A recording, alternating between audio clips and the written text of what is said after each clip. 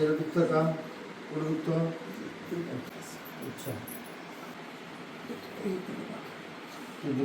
उचला उचललं दुखतं पुढं पुढं. आता हा पाय मी असं दाबलाय, असं दाबलं पुढं दुखतो, पुढं दुखतो, असं केलं पुढं दुखतो, पुढं दुखतो. मान पण दुखत असा आजीची आणि कंबर जास्त दुखते कमरेपासून. हां बरोबर. हां हां सांगली सातारा. बरं काय त्रास होता? नसांचा त्रास होता. कमरेला कळ लागायची.